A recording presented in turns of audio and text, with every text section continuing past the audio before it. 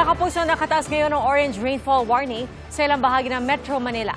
Inulan ang ilang bahagi ng Valenzuela at Quezon City ngayong gabi at orange rainfall warning din sa Bataan at ilang bahagi ng Bulacan, Pampanga at Zambales. Pinag-iingat po ang lahat sa posibleng pagbaha. Yellow rainfall warning naman ang nakataas sa iba pang bahagi ng Rizal, Metro Manila, Bulacan, Zambales, Pampanga, Tarlac, Cavite at Batangas. May banta ng mga pagbaha sa flood-prone areas at asahan din ang hanggang katamtamang ulan sa iba pang karatig lugar. Magtatagal po ang babalang ito hanggang alas 11 ngayong gabi. Mahigit 300 pamilya sa Olongapo City ang inilikas kasunod ng mga pagbaha roon dulot ng malalakas na pag-ulan. Sa Florida Blanca sa Pampanga, nawasak ang nasa 300 bahay kubo na pinauupahan ng mga katutubo. Saksi si Marie Zumali.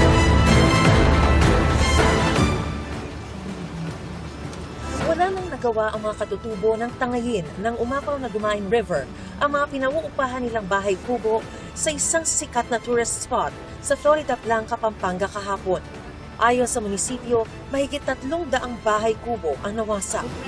Mabilis po kasi yung pagtaas ng tubig at pagragasa, kaya po hindi na itaas ng mga aita yung mga kubo nila. Yan lang po yung pang-araw-araw na sana namin pambili namin ng pagkain, pambili ng ulam, pambaon-baon ng mga bata. Masakit po, siyempre po. Yun lang pong hanap buhay namin pag weekend. Ngayon po, wala na po kaming talagang ng panakitan. No? Paghanap buhay, wala po. Pero pipilitin daw nilang makabangon. Babangon, kailangan bumangon. Maghanap buhay kahit anong extra po dyan. May nagpapa-extra naman po, mag-ani ng gulay, ng mga tanim po. Yan, sisimula po kami ng ganun po. Laban lang po. Hinatiran sila ng kaunting tulong mula sa GMA Kapuso Foundation. 17 bayan sa Pampanga ang apektado ng mga baha dahil sa walang humpay na pag-ulan. Panay rin ang ulan sa bayan ng Santo Tomas na abot binti ang baha sa ilang bahagi. Pinasok din ng baha ang Shrine of Our Lady of Lourdes sa Bacolor at San Nicolas de Tolentino Parish sa Macabebe. Baha rin sa bayan ng Apalit. May mga tumirik tuloy na sasakyan dahil hindi na kayanan ng mataas na tubig. Ang iba gumamit na ng batsa para makatawid. Sa bayan ng Minalin, kinailangan ng magbangka ng mga pumapasok sa looban para kumuha ng itlog sa mga poultry farm. Kahit kasi truck, hirap pa rin makadaan. Pag wala kang bangka dito, mahirapan ka rin.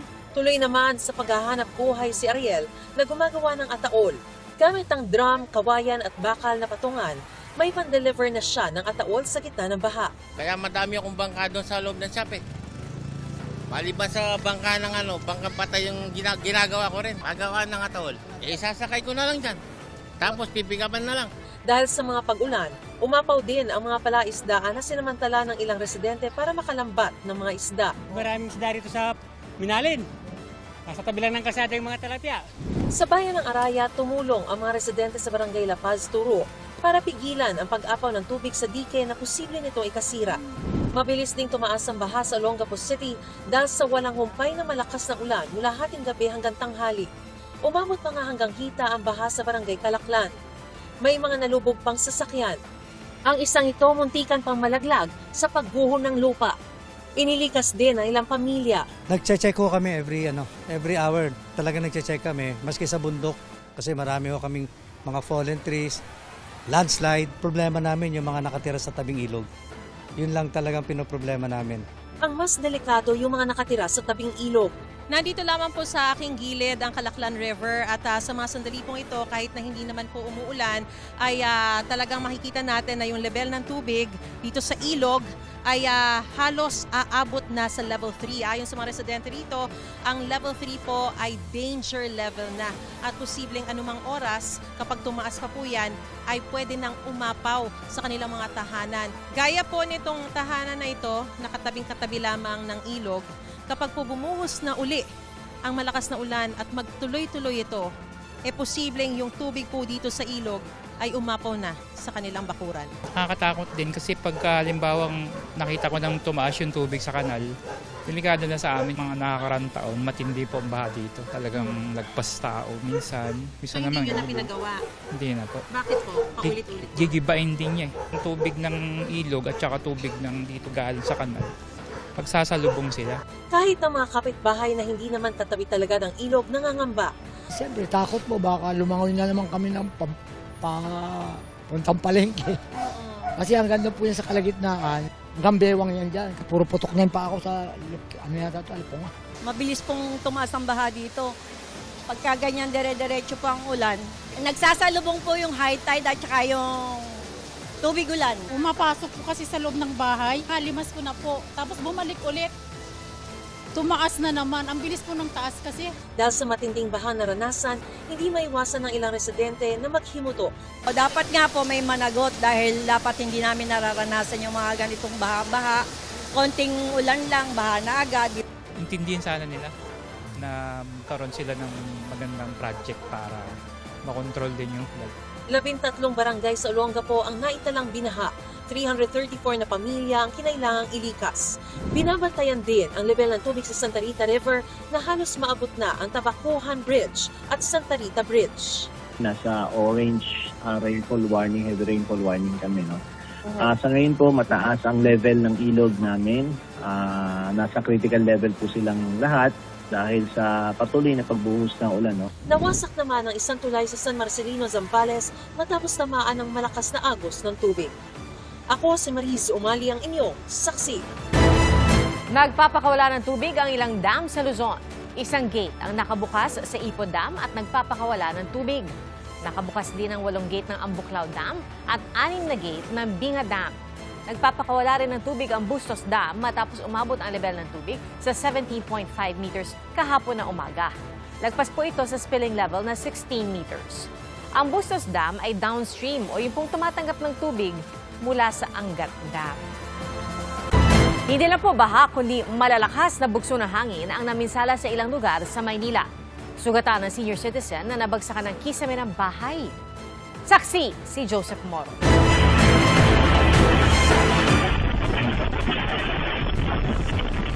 Ganito katindi ang buga ng malakas na hangin sa Blue Lungkit Extension sa Barangay 539, Sampaloc, Maynila kagabi. Naglipara ng mga dahon at naalog ang nagre-record na CCTV camera. Ayon sa kapitan ng barangay na si Christopher Tito, nagkaroon ng pagsabog sa isang poste at may mga bahay na nawala ng bubong at kisame. Isang senior citizen ang sinagip matapos mabagsakan ng kisame ng bahay. Nagpapagaling na siya sa ospital ayon kay kapitan. Nabawalat na tumba rin ang isang puno na humambalang sa kalsada. Pinatumba rin ang napakalakas na hangin ng isang nakaparadang motor sa barangay 251 sa Tondo. May bahay rin doon na natuklap ang bubong. Pagpasok ko sa loob ng bahay, na ano na lang yung umiikot na lang yung sa loob ng bahay namin yung hangin pumapasok sa loob ng bahay. Hanggang narinig ko yung yung bubong namin. Ayun na, lumipad na.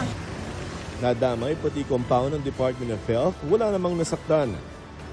Nagbagsakan din ng ilang puno sa barangay 602 sa Santa Mesa, napuruhan ang ilang bahay. Binaha naman ang San Lorenzo Street sa Old Santa Mesa matapos ding tumaas ang katabing ilog kaninang madaling araw. Lumikas ang ilang residente pero humupa na ang tubig bandang alas 8 ng umaga. Binaha rin ang ilang bahagi ng Taft Avenue lalo sa mga bahaging may baradong drainage. Ganito yung mga sitwasyon ng mga drainage, punong-puno sila ng borak kaya nagkakaroon ng baha katulad dito sa Taft. Pero ang gagawin na nila ngayon, sisipsipin na yung burak para ma-clear, para makadaloy yung tubig baha. Pahirapan ang pagtawid sa baha sa bahagi ng Philippine General Hospital. Ang ilan nagtanggal ng sapatos. Ang iba nagbayad na lamang ng mas mahal sa padyak para makatawid. Numeral ko. Ha? 40 pesos? 40 daw? 50 pag mag-isa ka. Tatawid daw? Natawid lang. Mabilis namang humupa ang baha kapag nalinis na ang drainage. Pero tumatakbo naman kasi high tide lang kaya tumaas. Galing lupa, sir. Siyempre po, yung mga espalto po na nahugasan ng ulan, yun po ang may mga buhangin din, di ba po? Pag nauulan, nagkakaroon tayo ng lubak-lubak. Yung tinatangay po ng tubig baha papunta sa loob ng drainage. Naglagay ang MMDA at Manila LGU ng isang mobile pump sa Manila Bay para mahigop ang baha papunta sa dagat. Kaya nitong humigop ng 2.5 milyong litro ng tubig kada 30 minuto. Ayon kay MMDA Chairman Don Artes, maglalagay rin sila ng mobile pump sa iba pang bahaing lugar sa Metro Manila. Siguro bigyan natin ng Parañaque, yung mga perennial na binabaha. Tapos mag-iiwan naman tayo sa MMDA. Quezon City, bigay din tayo on a need basis. Taas baba rin ang baha sa ilang bahagi ng Quezon City dulot ng mga ulang lumalakas at humihina. May mga tumirik na sasakyan gaya sa Santo Domingo Avenue at G. Arneta Avenue. Naglutangan ng mga basura pero no choice at marami pa rin tumatawid sa baha. Sako-sakong basurang naanod sa creek ang nahakot ng mga kawani ng lungsod kanina. Sa Greenland Street sa Barangay Bagong Silangan, nakadagdag sa pagbaha ang tubig mula sa kabundukan. Nilagyan ng caution tape ang isang bahagi ng kalsada matapos umunong makuryente at mamatay ang isang aso. Ayon sa kapitan ng barangay, kailangan patayin ang kuryente sa ilang sitio para matiyak na ligtas sa mga residente. Umabot ang baha sa ikalawang palapag ng ilang bahay. Halos 3,000 na lumikas sa evacuation center, ang ilan sa kanila Sabado pa naroon. Kahapon po sana bumaba kami nung mga alas 8. Tiningnan po namin, inabot kami po sa second floor. Balik po ulit kami dito. Kumbaga, pero yung mga bata dito na po talaga. Sa evacuation center na ito, may hiwalay na tent ang mga alagang hayop. Nakalagay sila sa kulungan at merong bantay mula sa barangay. Sa iba pang bahagi ng lungsod, malaking tulong ang detention basin sa pag-iwas sa baha.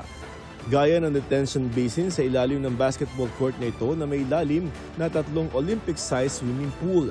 Mag-iipon siya ng water, catch niya yung water ng baha, ng rainfall, tapos pag huminto, ile-let go na siya. Papakakawalan din yung water sa mga waterways na. Higit 130 detention basins ang target ng Quezon City Drainage Master Plan pero 3 pa lamang ang natatapos. Sa Marikina City, binaha ang ilang bahagi ng Barangay Tumana at Barangay Malanday pero ito'y dahil sira raw ang pumping station kaya umapaw ang creek sa pagitan ng dalawang barangay. Unti-unting humupa ang baha ng dalhin ng mobile pump ng MMDA para higupin ang tubig at itapon sa Marikina River. Umabot sa mahigit 16 meters ang level ng tubig sa Marikina River kaya pinalikas sa mahigit 2,000 residente. Pero di tulad sa mga nakaraang taon, sabi ng Office of the Mayor, walang malawak ang pagbaha at nadaraanan lahat ng major road ng lungsod. Ipagpatuloy namin yung pagpapalalim talaga at pagpapalapad ng ilog. Talagang we were able to maximize the carrying capacity ng ilog. Ako si Joseph Morong, ang inyong saksi. Matindi rin ang naging pagbaha sa Parañaque at sa Las Piñas City. Ayon po sa alkalde ng Parañaque, nagpalala pa sa pagbaha ang pagsabay ng high tide. Saksi, si John Consulta.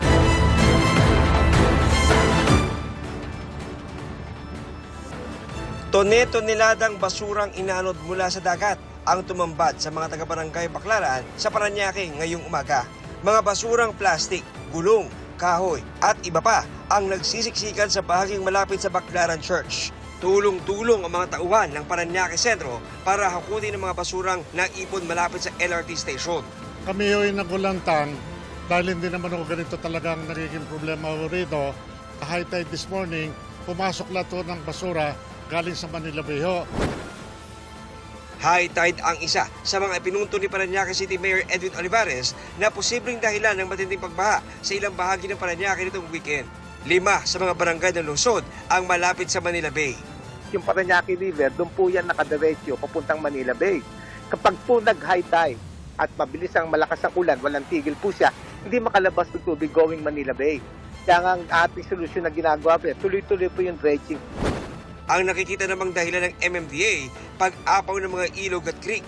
Yung mga creeks at yung major river po dyan ay napuno na po, overwhelmed na po siya. Ang long-term solution po dyan ay maglagay po ng floodgates at pumping station doon po sa dalawang area, La Huerta and yun pong isang major river dyan. Sa Las Piñas, mga baradong waterways naman ang nakikitang dahilan ng pagbaha. Kaya naghihigpit ang MMDA sa mga lumalabag sa easement rule. Particular na aming nakita yung sa Las Piñas po na lumiit po yung ilog dahil po natayuan po ng karsada na sa amin pong opinyon ay nagpapabagal po ng daloy ng tubig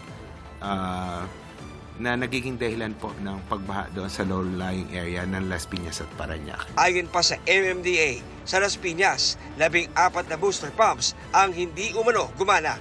I-assess po ng DPWH itong mga booster pumps na ito kung kaya pang paganahin, kung hindi po ay gigibain na po ito. Ako, si John Consulta, ang inyong saksi. Habagat na sinabayan ng high tide ang nagpabaha rin sa ilang bahagi ng Bulacan. At kasama po sa apektado ang sikat na simbahan sa Obando na dinarayo po ng mga gustong magkaroon ng anak. Saksi si Ian Cruz. Bagit 1 linggo na ang baha sa bahaging ito ng Barangay San Agustin sa Hagonoy, Bulacan. Bagyang bumaba ang tubig kumpara kaninang umaga, kaya abot binti na lang sa halip na abot hita. Pero tingin ng mga residente, matatagalan pa bago tuluyang humupa. Ang nagdudulot ng baha, tubig mula sa dam at high tide. Tuloy ang buhay at paghahanap buhay, gaya ng mga namamasadang tricycle at mga bukas na tindahan at kainan, pero kailangang lumusong sa baha para puntahan. Meron ding mga naaberya. Mag-deliver lang po kami ng mga damit po. Mga pang-ukay-ukay. Hindi po kaya na ilusong yung motor. Sisira po kagad dito. Saka po sobrang lalim po kasi. Opo. Kaya ang gagawin na lang po namin, iikot na lang po kami sa iba po. Ang 79 na taong gulang na si Shano, lubog na ang bahay pero ayaw makisiksik sa evacuation center. Ala, napuno na yun. Makikisiksik ka ba ron? Ulang sinabayan ng high tide, ang ilang araw na ring nagpapabaha sa ilang bahagi ng bayan ng Obando. Kabilang ang mga barangay Pag-asa at Katanghalan. Lubog na sa tubig ang bahay at tindahan ni Lilibet Sanchez. Mahirap anyang sitwasyon lalo't walang ikalawang palapag ang bahay. Nananawagan po kami sa mga ng gobyerno, kung maaari po maituloy na po yung flood control. Kawawa po kami mga mahihirap na apektado talaga. Napalibutan ng tubig pati ang simbahan ng Obando na dinarayo ng mga mag-asawang nananalangin para magkaanak. Hindi pa inabot ang mismong sahig ng simbahan. Fiesta pa naman bukas sa Santa Clara, isa sa 3 patron ng simbahan.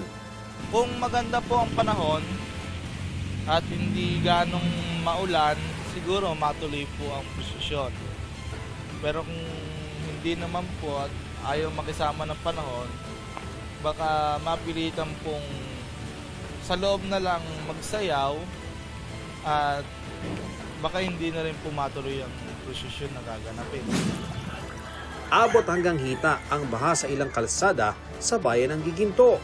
Panawagan po namin magkaroon kami ng mga gabot ba sa namin sa lipunga o kaya yung pangbaha.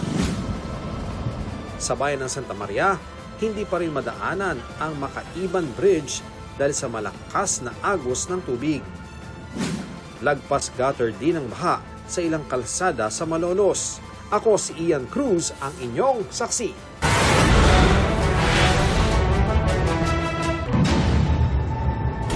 Mga kapuso, bago sa saksi, may mga pamilya nang inilikas sa Quezon City at sa Malabon matapos maabot ang spilling level sa La Mesa Dam. At sa Malabon, posible po umabot sa 200 pamilya ang isa ilalim sa forced evacuation. Saksi lahat, si Jomer Apresto. Jomer? Pia, anumang oras, posible na magpatupad ng forced evacuation sa 4 na barangay dito sa Malabon City. Kasunod pa rin ito ng patuloy na pagtaas ng level ng tubig sa La Mesa Dam. Malapit na po umapaw ang tubig sa ating La Mesa Dam. Pinapayuhan po namin ang lahat na mag-ingat at hanggat maaari ay pansamantala na pong lumikas. Bago pa ang pag-apaw ng La Mesa Dam, nag-abiso na ang mga tauhan ng Malabon City Disaster Risk Reduction and Management Office sa mga residente. Mahigit 30 pamilya ang sumama sa preemptive evacuation base sa datos ng Malabon Public Information Office. 20 pamilya o mahigit 70 individual sa kanila ang dinala sa Tinajeros Elementary School. Kabilang dyan ang 45 anyos na si Marvin at kanyang 15 anyos na anak.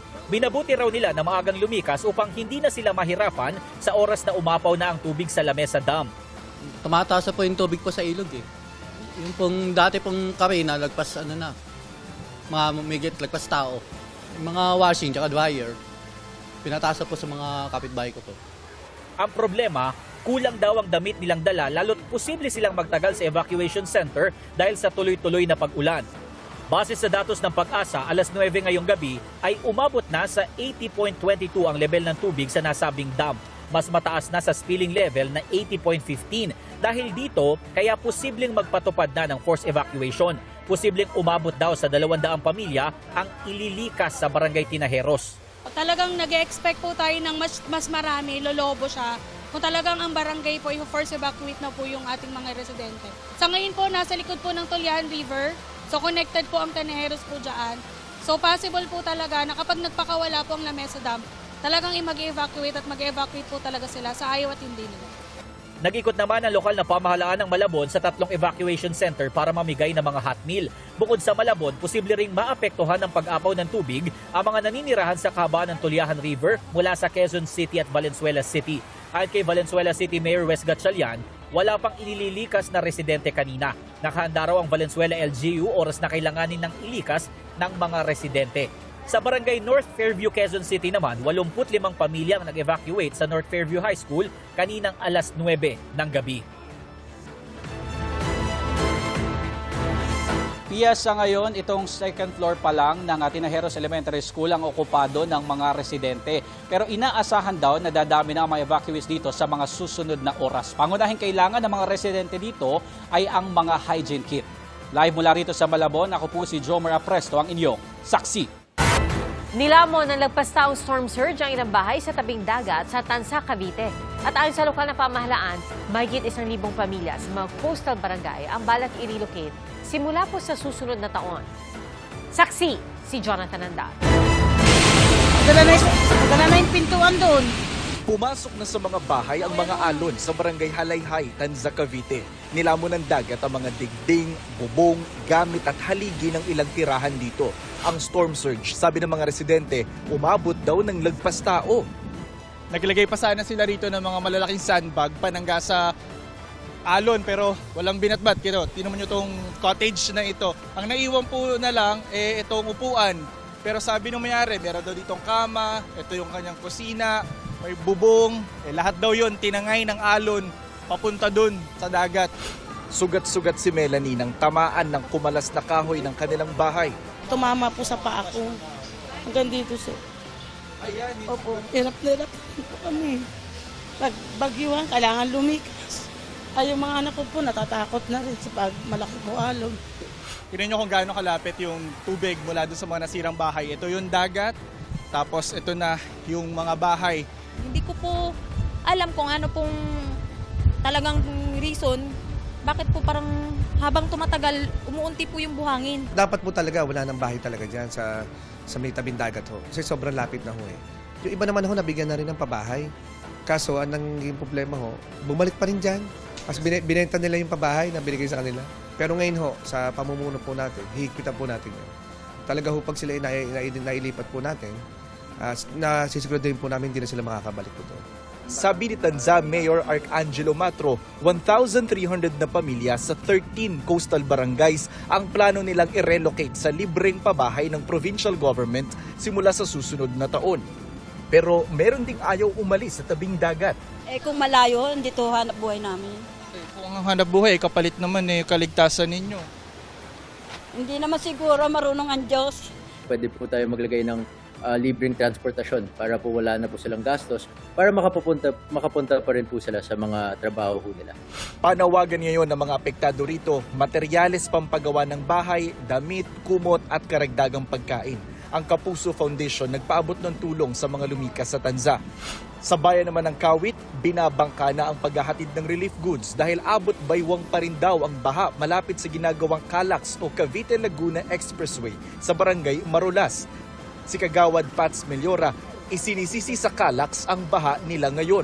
Kumitid daw ang ilog nila dahil tinambakan daw ng lupa para itirik ang pundasyon ng Calax. Kasi kung kinonsulta kami rito, hindi makakaganyan. Sasabihin namin na teka muna kasi makaka-apekto yan sa baha. Sa ngayon, wala pa naman po kaming nakikita na ang Calax po ay may dinagdag po sa apekto ng ating habagat. We will get the full report po and we will update po the residents of the said barangay. Nauna nang sinabi ng Metro Pacific Tollways Corporation na namamahala sa Calax na walang indikasyon na ang kanilang konstruksyon ang sanhi ng mga pagbaha base sa kanilang inisyal na site inspection. Nauunawaan naman nila ang sentimiento ng mga apektadong komunidad sa Kawit at Imus kung kaya't nagsasagawa na sila ng mga hakbang para mapanatili ang maayos sa daloy ng tubig sa lugar. Ang nakita ng Kapitolyo na dahilan ng mga pagbaha, mga baradong daluyan ng tubig. Sa tingin ko po kasi, ang waterways po natin ay na-cover ng basura. We're doing clearing operations na rin po now at malilinis po natin at mawawala na rin po ang baha dito sa lalawigan ng Cavite. Sabi ni Remulla, ang pangmatagalan nilang solusyon sa baha, master plan ng drainage system sa probinsya. Nung nakaraang taon pa raw niya ito hiningi sa DPWH Calabarzon pero wala pa rin daw tugon sa kanya. Sinusubukan naming makuha ang panig ng DPWH Calabarzon. Ako si Jonathan Andal, ang inyong saksi. Posible pa rin po ang malalakas na ulan sa ilang bahagi ng bansa dahil sa habagat o yung pong southwest monsoon. Ayon sa Pag-asa, bagaman hindi na kasing tindi ang habagat dahil wala na yung mga nagpapalakas dito, asahan pa rin po ang epekto nito sa Luzon at sa kanurang bahagi ng Visayas. Binabantayan din ang tropical storm na may international name na Pelu. Sa labas po yan ang Philippine Area of Responsibility. Base po sa datos ng Metro Weather, umaga bukas ay mataas pa rin ang tsansa ng ulan sa Ilocos Provinces, sa Pangasinan, La Union, Benguet, Zambales, Bataan, Mindoro at Palawan. At sa hapon may mga pag-ulan na rin sa Cagayan Valley, Cordillera, iba pang bahagi ng Central Luzon at Mimaropa. May mga kalat-kalat ding ulan sa Calabarzon at Bicol Region. Meron din pong malalakas na pag-ulan na posible magpabaha o magdulot ng landslide. Pabugso-bugso pa rin ang ulan at hangin sa Metro Manila. At may mga pag-ulan din sa Antique at Negros Island Region sa umaga. Pagdating ng hapon, posible rin ang ulan sa iba pang bahagi ng Visayas. Gayun din sa ilang bahagi ng Mindanao dahil naman sa localized thunderstorms. Sa gitna po ng unos, hindi nakalimutan ng isang pamilya ang kanilang forever family sa Bacolor, Pampanga. Nilangoy ni Alan Enriquez ang abot-liig na baha para masagip ang alaga nilang asong sina Max at Shushu. Ay kay Alan, hindi nila inakalang gano'n na lamang kabilis tumaas ang tubig nang lumikas sila kanina umaga at naiwan pa ang mga alaga. Pero hindi sila nag-atubiling balikan ng mga ito. Isinakay nila sa sirang refrigerator ang mga aso. Ligtas daw sina Alan, kanyang pamilya at mga alaga. At nakikituloy muna sila sa kaanak sa bayan ng Cuagua.